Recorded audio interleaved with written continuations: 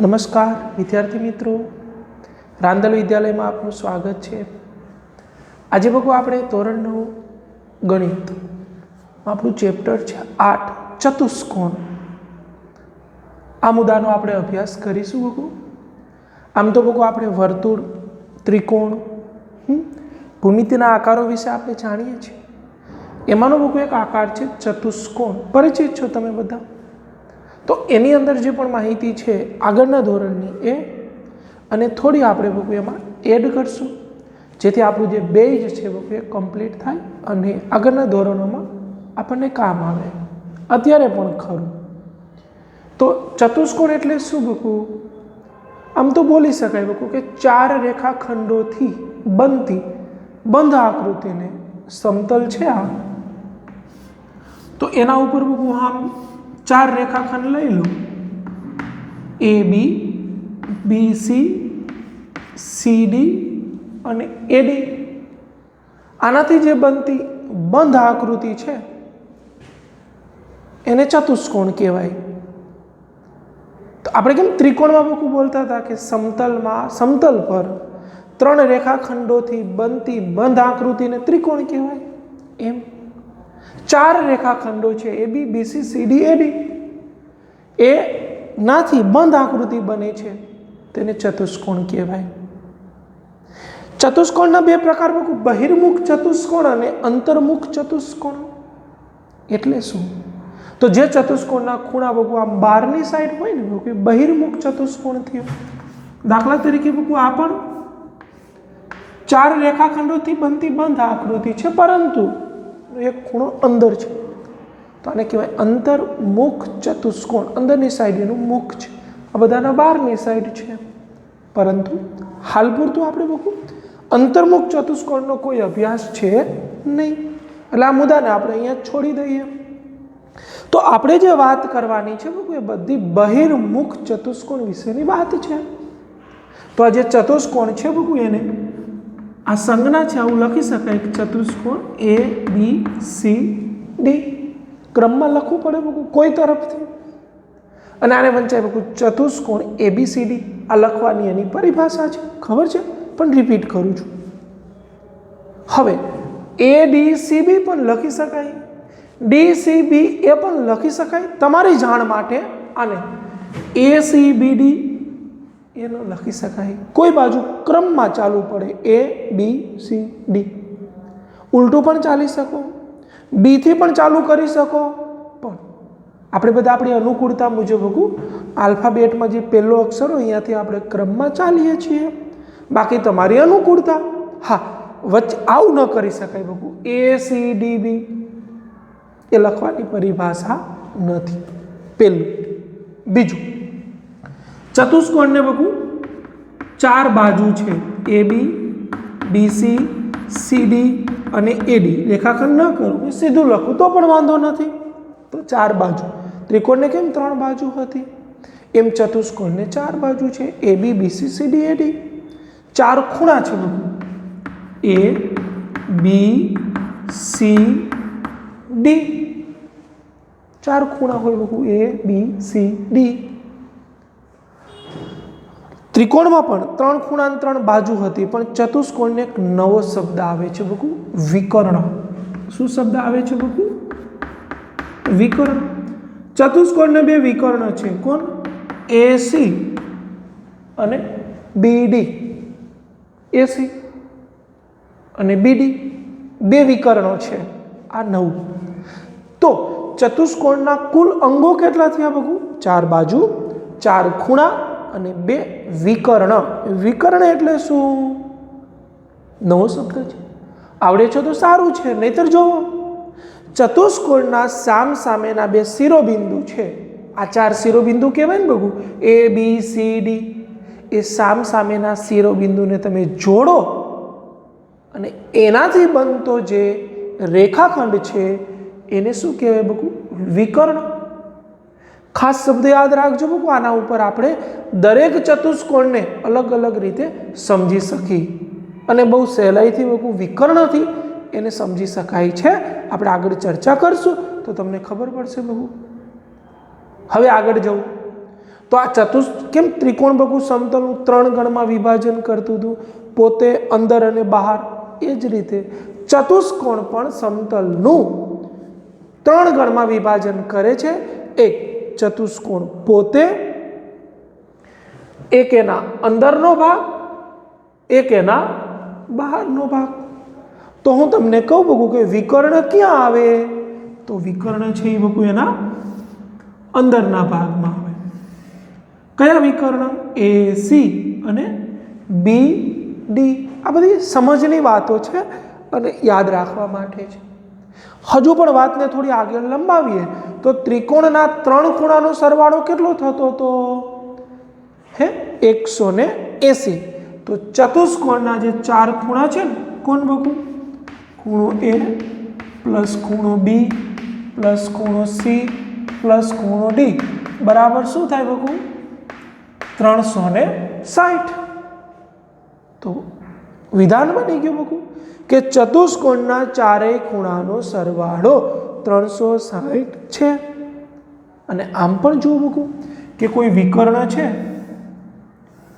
દાખલા તરીકે એસી વિકર્ણ, તો એ ચતુષ્કોણના 2 ભાગ કરે છે ને અંદર 2 ત્રિકોણ બને છે, 1 અને 2. તો એક ત્રિકોણનો સરવાળો 360 હોય ખૂણાનો, તો 180 હોય, તો બીજાનો 180, તો કેટલો થઈ ગયો બગુ? 360. આ પણ સમજ છે, જોડી શકાય એવું નથી કહેતો, પણ 2 ત્રિકોણ બને છે તો એ ત્રિકોણનો સરવાળો ચતુષ્કોણ જેટલો થાય, બોલી શકાય. આ રીતે પણ બને. આપણે ત્રિકોણના ક્ષેત્રફળ માટે કેમ બગુ એબીસી શબ્દ વાપરતા હતા, એમ ચતુષ્કોણના ક્ષેત્રફળ માટે શબ્દ વાપરવાનો ABCD. આવું લખી શકાય.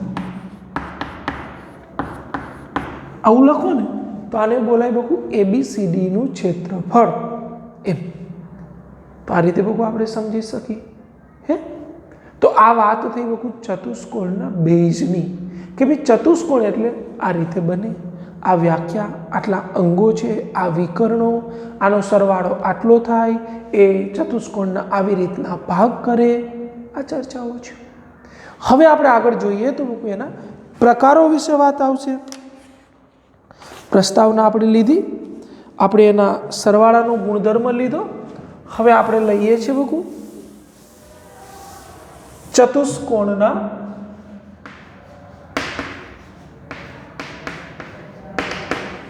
પ્રકાર. બહુ નિરાતે સમજવાનું છે કે સૌથી પહેલો જે ચતુષ્કોણનો પ્રકાર છે એ છે સમાંતર બાજુ ચતુષ્કોણ. સમાંતર બાજુ ચતુષ્કોણ. તો A B C D. એનાથી આગળ બગુ એક અલગ કહી દઉં, સમલંબ ચતુષ્કોણ છે. આ પણ એનો પ્રકાર જ છે. કયો બગુ? સમલંબ. એટલે આવી આકૃતિ હોય બગુ જેની ABCD, જે ચતુષ્કોણની પ્રત્યેક એક જોડ, દાખલા તરીકે AD અને BC, આ જોડ સમાંતર હોય, એકબીજાને છેદતી ન હોય, તો આવા ચતુષ્કોણને સમલંબ ચતુષ્કોણ કહે છે. વ્યાખ્યા યાદ રાખવા માટે છે કે જે ચતુષ્કોણની કોઈ પ્રત્યેક એક જોડ, 2 જોડ હોય ને, એક આ અને એક આ, તો એ સમાંતર હોય, જે છેદતી ન હોય તેને સમલંબ ચતુષ્કોણ કહેવાય. જેમ આપણે સામસામેની બાજુ ચતુષ્કોણમાં આવે, સામસામેના ખૂણા આવે, તે રીતે કોઈ એક જોડ સમાંતર હોય, સમલંબ ચતુષ્કોણ કહેવાય. તો જે ચતુષ્કોણની સામસામેની પ્રત્યેક જોડ કેવી હોય બગુ? સમાંતર. એટલે બંને સમાંતર હોય, તો એ ચતુષ્કોણને સમાંતર બાજુ ચતુષ્કોણ કહેવાય. ખાસ યાદ રાખજો. આ ચતુષ્કોણ પરથી જ આપણે બીજા બધા ચતુષ્કોણની ચર્ચાઓ કરી શકશું. હજી આનો બીજો પણ નિયમ છે, સાથે કહી દઉં તમને, કે જેની સામસામેની બાજુઓ સરખી હોય એ આપણા માટે છે. વ્યાખ્યા માટે આ બોલાય કે જે ચતુષ્કોણની પ્રત્યેક જોડ, પ્રત્યેક બંને જોડ, એક નહીં બંને સમાંતર હોય તો તેને સમાંતર બાજુ ચતુષ્કોણ કહેવાય. કહેવાનો અર્થ કે આમ પણ આ ન છેદે, આમ પણ ન છેદે. બીજું, એની સામસામેની બાજુઓ કેવી હોય બકુ? સરખી હોય. ત્રીજું, સામસામેના ખૂણાઓ પણ કેવા હોય બકુ? સરખા હોય. ચોથું, એના પાસેના ખૂણાઓ બકુ કેવા હોય? પૂરક હોય. તો આવા ચતુષ્કોણને સમાંતર બાજુ ચતુષ્કોણ કહે છે. સાથે બકુ વિકર્ણ પણ બોલી જવું કે એના વિકર્ણો એકબીજાને શું કરે છે બકુ? દુભાગે છે. આ હોય ને તો આ બે સરખા ભાગ કરે. દાખલા તરીકે AC 10 છે તો આ 5 5 થઈ જાય. BD 20 છે તો આ 10 10 થઈ જાય. દુભાગે છે એક બિંદુએ ઓ બિંદુએ, સમજો. તો આ બધા જ નિયમો છે બકુ એ સમાંતર બાજુ ચતુષ્કોણના છે. તમને જે PDF હશે બકુ એમાં તો આપેલું જ હશે, પણ આપણે સમજીએ કે જે ચતુષ્કોણના સામસામેની પ્રત્યેક જોડ સમાંતર હોય, બીજું સામસામેની બાજુઓ સરખી હોય, ત્રીજું સામસામેના ખૂણાઓ એકરૂપ હોય, ચોથું પાસેના ખૂણાઓ પૂરક હોય. એ બી લીધું તો આ બાજુ તમે CD પણ લઈ શકો, AD પણ લઈ શકો, પૂરક હોય. બીજું, એના વિકર્ણો એકબીજાને દુભાગતા હોય. તો આવા પ્રકારના ચતુષ્કોણને સમાંતર બાજુ ચતુષ્કોણ કહે છે. હજુ પણ છે, પણ આપણે પ્રમેયમાં શીખીશું કે દાખલા તરીકે એનો વિકર્ણ એના બે સરખા ભાગ કરે છે, અને બે સરખા ભાગ કરે કોઈ એક વિકર્ણ AC અથવા BD. તો આ જે ચતુષ્કોણનો પ્રકાર છે સમાંતર બાજુ, એની આ વાત છે. સમલંબમાં શું હોય બકુ? કે ભાઈ એની એક જોડ સમાંતર હોય. એમાં એવું નથી બકુ સામસામેની બાજુ સરખી છે. હા, એમાં એવું પણ છે કે જે સમાંતર જોડ વચ્ચેના બે ખૂણા છે ને પાસેના, એ પાછા પૂરક હોય એવું બકુ, એ આપણે યાદ રાખીશું. આ સમાંતર જોડ થઈ તો એમની વચ્ચેના જે બે ખૂણા છે એ પૂરક હોય. બીજું, એના વિકર્ણો છેદે છે. શું કરે છે બકુ? છેદે છે, દુભાગે નહીં. છેદેનો અર્થ શું બકુ? જો આને છેદા કહેવાય. દુભાગેનો અર્થ શું બકુ? બરાબર એના બે સરખા ભાગ કર્યા કહેવાય. યાદ રાખીશું. તો સમલંબ ચતુષ્કોણના વિકર્ણો છેદે છે, જ્યારે સમાંતર બાજુ ચતુષ્કોણના વિકર્ણો એકબીજાને દુભાગે છે. આવું બોલીશું. આગળ વધુ બકુ, ચતુષ્કોણનો તમને ત્રીજો પ્રકાર કહું. પેલો સમલંબ, બીજો સમાંતર બાજુ, ત્રીજો સમલંબ. સમલંબ તો આવી ગયો કા બકુ? સમબાજુ. ચાલો, પેલો કયો લીધો બકુ? સમલંબ ચતુષ્કોણ. બીજો કયો લીધો બકુ? સમાંતર બાજુ ચતુષ્કોણ. હવે કયો લઈએ છીએ બકુ? સમબાજુ ચતુષ્કોણ. પછી લેશું બકુ લંબચોરસ. પછી લેશું બકુ ચોરસ. પછી લેશું બકુ પતંગકાર. તો આ બધા ચતુષ્કોણના પ્રકારો છે. દરેકને પોતાની વ્યવસ્થા છે અને દરેકની પોતાની સમજ છે. જે આના પછીના આપણે જે ચતુષ્કોણના ચેપ્ટરો આવશે એમાં પણ આ મુદ્દાઓ કામ આવશે. હાલ પૂરતી વાત કરવા જવું તો બકુ સમાંતર બાજુની જ છે, પણ આપણે શીખીએ છીએ તો સાથે સાથે શીખી લઈએ તો ત્યારે આ કામ આવે. ઓકે, સમબાજુ. તો જે ચતુષ્કોણની સામસામેની જોડ સમાંતર હોય.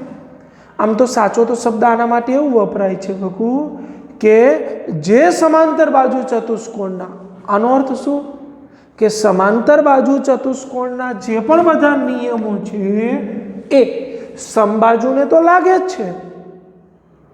એના સિવાય કે ભાઈ અહીંયા સામસામેની બાજુ સરખી હતી તો અહીંયા બકુ બધી બાજુ સરખી છે. સામસામેના ખૂણા એકરૂપ છે. પાસ પાસેના ખૂણા પૂરક છે, એના વિકર્ણો એકબીજાને કાટખૂણે દુભાગે છે. દુભાગે બે સરખા ભાગ કરે, પણ અહીંયા શું બનાવતું હોય? કાટખૂણો. આ 9 અહીંયા હતું બકુ એકબીજાને દુભાગે છે, અહીંયા છે એકબીજાને કાટખૂણે દુભાગે છે. કેમાં? સમબાજુ ચતુષ્કોણમાં. તો યાદ રાખવા માટે શું બોલાય બકુ? સમાંતરથી શું જુદું? હું તો એવું બોલું બકુ કે જેની સામસામેની બાજુ સરખી છે અને એના વિકર્ણો દુભાગે છે, તો એ સમાંતર બાજુ છે. જે ચતુષ્કોણની ચારેય બાજુ સરખી છે અને એના વિકર્ણો એકબીજાને કાટખૂણે દુભાગે છે, તો એ સમબાજુ ચતુષ્કોણ છે.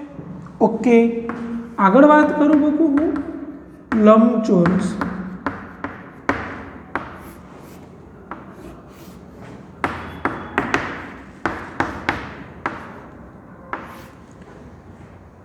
જે ચતુષ્કોણની સામસામેની બાજુ સરખી હોય. ઓકે, ચાલો આ સમજાણું તમને. બીજું, એના દરેક ખૂણાઓ બહુ 90 હોય, મીન્સ કાટખૂણો હોય અને વિકર્ણની સર કે એકબીજાને દુભાગે છે, તેમજ શું બકુ એકરૂપ છે. એટલે બકુ સરખા છે. આ વિકર્ણ તમે માપો ને બકુ એસી અને બીડી, તો લંબચોરસ માટે બકુ એસી બરાબર શું થાય? બીડી. એટલે એકરૂપ છે એવું બોલાય. તો આ વાત થઈ બકુ લંબચોરસની, જેના વિકર્ણો એકબીજાને દુભાગે છે તેમજ એકરૂપ છે. તો હવે પછીનો પ્રકાર છે બકુ ચોરસ. આપણે એની ચર્ચા કરીએ બકુ.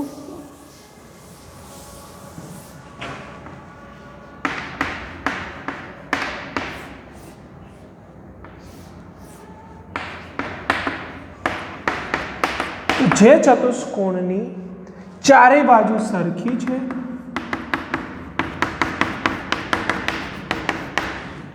જે ચતુષ્કોણના ચારેય ખૂણા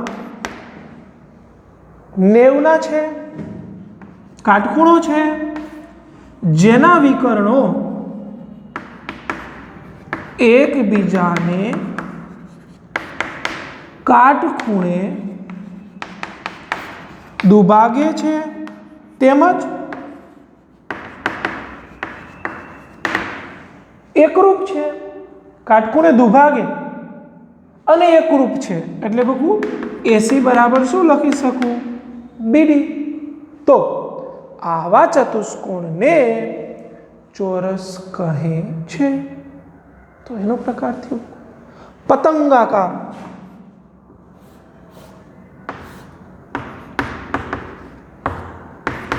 જે ચતુષ્કોણની બકુ પાસેની બાજુઓ, સાંભળજો જુદું આવ્યું. સમલંબ અને પતંગાકાર એ બે પોતાની વ્યવસ્થામાં જુદા છે. જે ચતુષ્કોણની બકુ પાસેની બાજુ સરખી છે, સામસામેની નહીં, પાસે, તો એવા ચતુષ્કોણને પતંગાકાર ચતુષ્કોણ કહે છે. હાલ પૂરતું બકુ આના વિશે આપણે વિશેષ આવતું નથી આગળ પણ. તો આપણે ખાલી ચતુષ્કોણના પ્રકાર સમજી અને એને હાલ પૂરતું અહીંયા આપણે રહેવા દઈએ કે ભાઈ આવું બને. તો આ વાતો કરી બધી બકુ ચતુષ્કોણના પ્રકાર વિશે, જે ખાસ કરીને 6 પ્રકારો છે: સમલંબ, સમાંતર બાજુ, સમબાજુ, લંબચોરસ, ચોરસ અને પતંગાકાર. દરેકને પોતાની વ્યવસ્થા, વિકર્ણોની પોતાની વ્યવસ્થા, અને એ રીતે જો આપણે યાદ રાખી તો કોઈ પણ ચતુષ્કોણ વિશે આપણે સહેલાઈથી સમજ મેળવી શકીએ.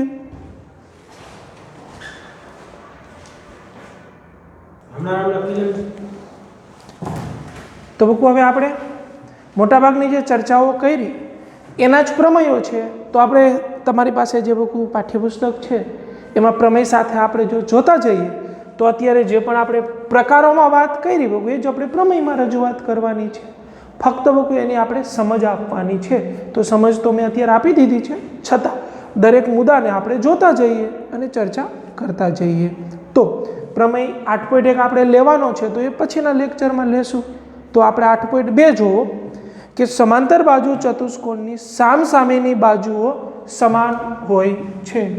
દાખલા તરીકે બકુ આ સમાંતર બાજુ ચતુષ્કોણ છે એટલે કે એની સામસામેની બાજુ એ કેવી હોય છે? સમાન. એટલે આવું લખી શકો તમે.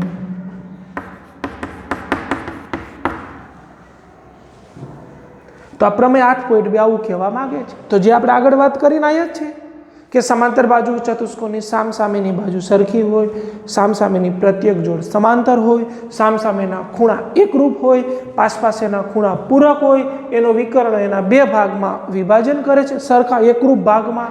બોલ્યા તો આપણું પ્રમેય 8.2 છે આવું સમજાવે છે કે જે સમાંતર બાજુ ચતુષ્કોણ છે એની સામસામેની બાજુઓ સમાન હોય છે. લખીએ આપણે પ્રમેય 8.3 શું કહે છે બકુ? વાંચીએ. જો કોઈ ચતુષ્કોણની સામસામેની બાજુની પ્રત્યેક જોડની બાજુઓ સમાન હોય તો તે ચતુષ્કોણ સમાંતર બાજુ છે. ઉલટું પ્રતિપ્રમેય કહેવાય આને. એમ કહેવા માંગે છે કે જો તમને આપેલો કોઈ ચતુષ્કોણ છે અને એમાં એની સામસામેની બાજુ સરખી હોય તો એ સમાંતર બાજુ છે. સમાંતર બાજુ છે તો સામસામેની બાજુ સરખી હશે. સામસામેની બાજુ સરખી છે તો સમાંતર બાજુ ચતુષ્કોણ હશે. પ્રતિપ્રમેય ઉલટ સુલટ છે.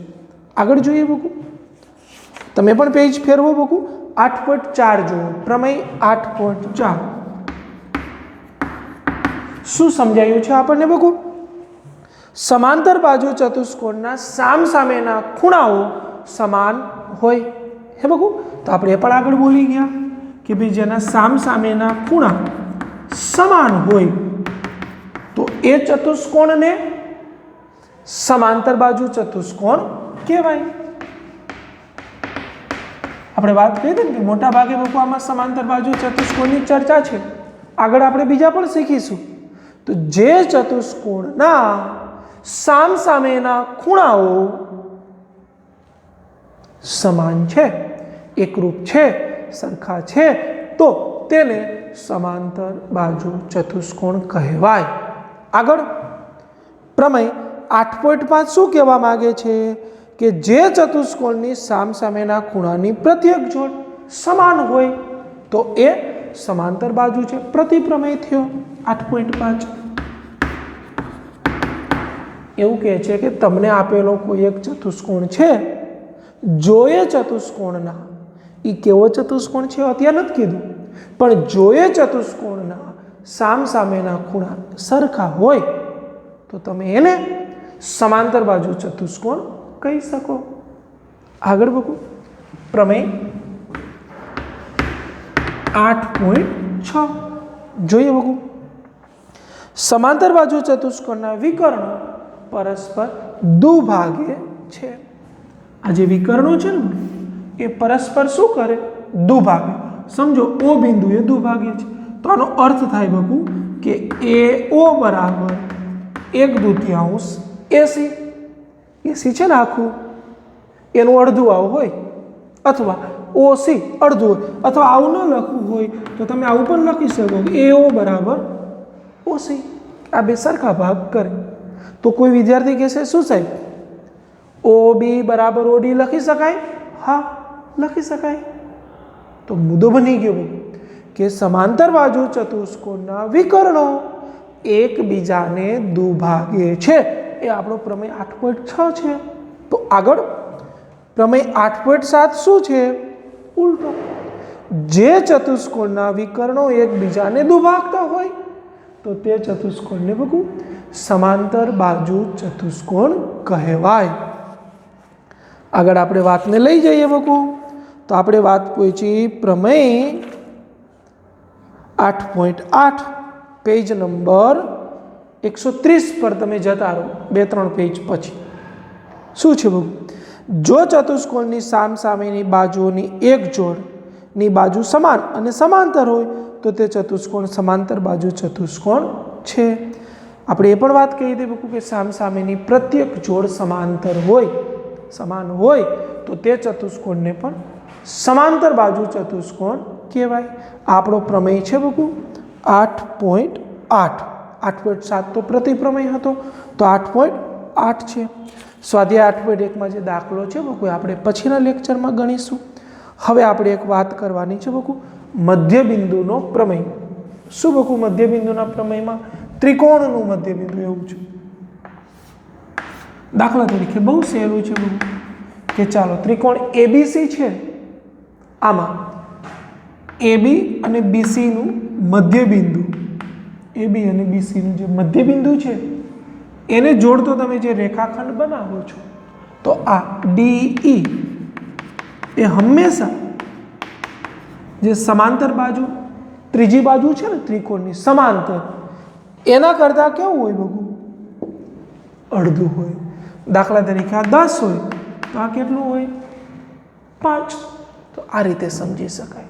ફરી વખત, ત્રિકોણની બે બાજુના મધ્યબિંદુઓને જોડવાથી એ રેખાખંડ ત્રીજી બાજુનો અડધો હોય, એનાથી અડધો થાય, 2 ભાગ કરે ટૂંકમાં. બીજો એક પ્રમેય છે કે અહીંયા તમે આને સમાંતર એક રેખા દોરો, આને કેને એ બી ને સમાંતર તમે સીઈ દોરી, સી આવી ગયું તો CF દોરી, તો આના મધ્યબિંદુમાંથી તમે એક રેખા પસાર કરો ને બગુ, એ હંમેશા આને સમાંતર હોય. આવું પણ બોલી શકાય. અથવા બગુ એના 2 ભાગ કરે છે, આમ સમજી શકાય. વાત એ છે બગુ કે દાખલા તરીકે ત્રિકોણ આપ્યો હોય ABC, એમાં 2 મધ્યબિંદુને જોડતો રેખાખંડ આપ્યો હોય, તો આ રેખાખંડ એની ત્રીજી બાજુથી અડધો હોય છે. આવી સમજ છે. તો વાંચી બગુ પ્રમેય 8.9. ત્રિકોણની 2 બાજુઓના મધ્યબિંદુને જોડતો રેખાખંડ ત્રીજી બાજુને સમાંતર છે. ત્રીજી બાજુને બગુ સમાંતર છે આને, આ જોડતો રેખાખંડ બોલી શકાય. આવું આગળની વાત કરીએ બગુ 8.10ની, તો એવું છે બગુ કે ત્રિકોણની એક બાજુના મધ્યબિંદુમાંથી બીજી બાજુને સમાંતર તમે એક રેખા દોરો તો એ રેખાની ત્રીજી બાજુને શું કરશે? દુભાગશે. એટલે આના પણ એ 2 સરખા ભાગ કરશે. ત્રિકોણની કોઈ એક બાજુનું મધ્યબિંદુ છે અને બીજી બાજુને તમે સમાંતર રેખા દોરો તો એ ત્રીજી બાજુના 2 સરખા ભાગ કરે. આવું સમજાવે છે પ્રમેય 8.10. અને આટલી સમજથી બકુ આપણે આ ચેપ્ટરની જે પ્રસ્તાવના છે, એનો જે સારાંશ છે, એને આપણે સમજી શકીએ. હવે આપણે એક પ્રમેય શીખવાનો છે અને સ્વાધ્યાય 8.1 એક દાખલો છે, એની આપણે હવે ચર્ચા આગળના લેક્ચરમાં કરીશું. Thank you.